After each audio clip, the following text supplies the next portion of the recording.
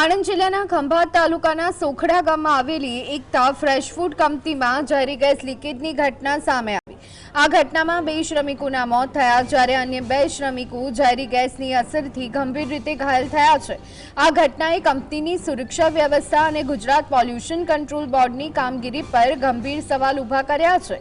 કંપનીના માલિકો દ્વારા 4 શ્રમિકોને ઈટીપી ટાંકીની સફાઈ માટે ઉતારવામાં આવ્યા હતા। આ દરમિયાન ઝેરી ગેસના લીકેજના કારણે 2 શ્રમિકોના ઘટના સ્થળે મોત થયા,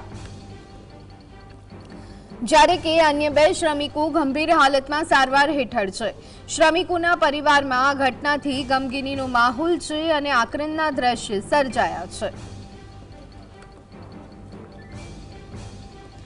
તો આજ અંગે વધુ વિગત મેળવી લઈએ। સંવાદદાતા રૂપેશ અમારી સાથે જોડાઈ ગયા છે। રૂપેશ, એકતા ફ્રેશ ફૂડ કંપનીમાં ઝેરી ગેસ લીકેજની ઘટના, 2 શ્રમિકોના મોત, 2ની હાલત ગંભીર, શું વિગતો?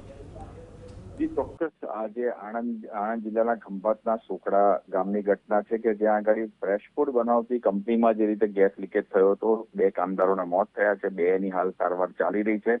સૌથી મહત્વની વાત એ આવે છે કે આમાં ગુજરાત પોલ્યુશન કંટ્રોલ બોર્ડની કાર્યવાહી કેવી થઈ, ત્યાં આગળ સુરક્ષાના સાધનો હતા કે નહીં, ખરેખર આ ફૂડ કંપનીમાં ફૂડની આડમાં કંઈક અન્ય પ્રોડક્ટ બનાવવામાં આવતી હતી થાય છે, એટલે ગુજરાત પોલ્યુશન કંટ્રોલ બોર્ડ જે આણંદનું છે એ કેવા પ્રકારની કામગીરી કરી રહ્યું છે, સૌથી મોટો ત્યાં સવાલ ઉભો થાય છે। લોકમુખે આ વાતો થઈ રહી છે અને જે રીતે આ ઘટના બની એટલે પરિવારજનોમાં શોકનો માહોલ છે અને હાલ પોલીસ ત્યાં આગળ ઘટના સ્થળે પહોંચી છે અને સમગ્ર ઘટનાની તપાસ હાથ ધરી રહી છે।